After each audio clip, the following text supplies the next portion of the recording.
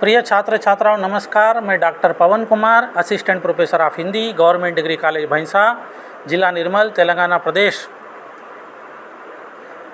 आज की कक्षा में आपका स्वागत करता हूं। आज की कक्षा में हम यशस्वी कथा साहित्यकार यशपाल पर चर्चा करेंगे, जिनका जन्म सन 1903 ईस्वी में पंजाब जो 5 नदियों वाला प्रदेश है के कांगड़ी ज़िले में हुआ। ये प्रेमचंद की परंपरा के कहानीकार के रूप में जाने जाते हैं। अर्थात प्रेमचंद ने कहानी की विधा को जो दिशा दी थी, उसमें जो सुधार किया था, उसके उत्थान के लिए जो कार्य किया था, इन सभी कार्यों को यशपाल ने भी अपनी लेखनी के माध्यम से, अपने कथा साहित्य के माध्यम से आगे बढ़ाने का सराहनीय कार्य किया। इस दिशा में उनकी भूमिका महनीय है। अपनी उच्च शिक्षा के दौरान यशपाल भगत सिंह, भगवती चरण वोहरा जैसे क्रांतिकारियों के संपर्क में आए। और यह सर्वविदित है कि यशपाल का जो समय है भारतीय स्वतंत्रता के आंदोलन का समय है। इनकी युवावस्था में या इनकी तरुणाई के दिनों में स्वतंत्रता का आंदोलन बहुत ही उग्र रूप से आगे बढ़ रहा था। विशेष रूप से भगत सिंह और चंद्रशेखर आज़ाद जैसे क्रांतिकारी इस मशाल को जो है युवाओं तक पहुंचा रहे थे। भारतीय स्वतंत्रता के लिए सशस्त्र क्रांति में यशपाल का विश्वास था। वे गांधी जी के अहिंसावादी सिद्धांतों को आदर अवश्य देते थे, लेकिन इनका झुकाव जो है भगत सिंह की या चंद्रशेखर आज़ाद की सशस्त्र क्रांति की ओर था।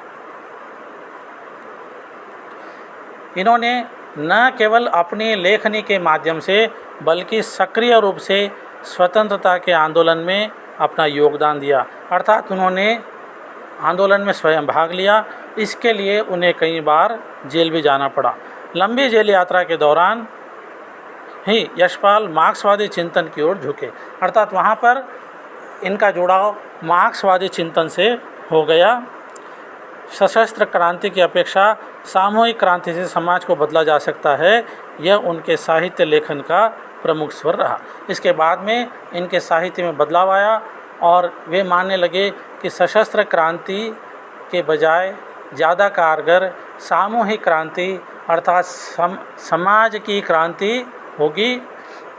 अब वे प्रगतिशील सोच वाले साहित्यकार हो गए। यशपाल ने अपने साहित्य के माध्यम से समाज की आर्थिक विषमता का, शोषण तथा धार्मिक रूढ़ियों का विरोध किया। यशपाल का विश्वास था कि पूंजीवाद ही समाज में फैली अनेक बुराइयों की जड़ है। उनका मानना था कि समाज में जो वैमनस्य है, जो वैषम्य है, उसका मुख्य आधार सभी की आर्थिक स्थिति है। इसलिए वे पूंजीवाद को जो है समाज के लिए बुरा मानते थे। उनका मानना था मुट्ठी भर बुर्जुआ लोगों ने करोड़ों मेहनतकश लोगों के जीवन को नरक जैसा दुख में बना रखा है। यशपाल बहुमुखी प्रतिभा के धनी थे। उन्होंने न केवल दिव्या, दादा कामरेड, देशद्रोही, पार्टी कामरेड, झूठा सच आदि उपन्यास लिखे, अपितु निबंध, यात्रा वर्णन, आत्मकथा आदि विधाओं पर भी लेखनी चलाई। उनकी कहानियाँ समस्या प्रधान है। उनकी अधिकांश कहानियों में व्यक्ति संघर्ष को लेकर ध्यान दिया गया है।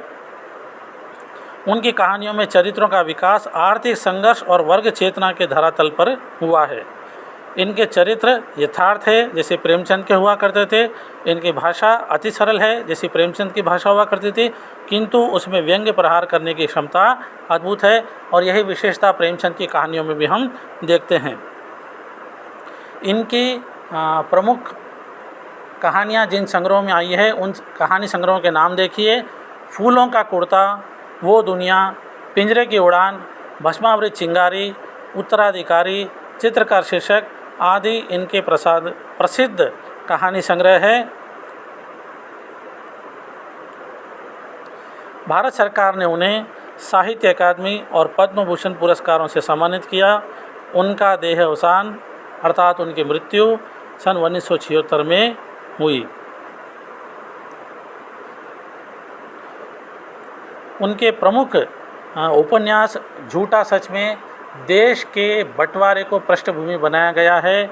उस समय के नेता जो कहा करते थे, गांधी जी जैसे नेता ने कहा था कि देश का बंटवारा मेरी लाश पर होगा, लेकिन उनकी आंखों के आगे देश का बंटवारा हो जाता है और वे कुछ भी नहीं कर पाते हैं।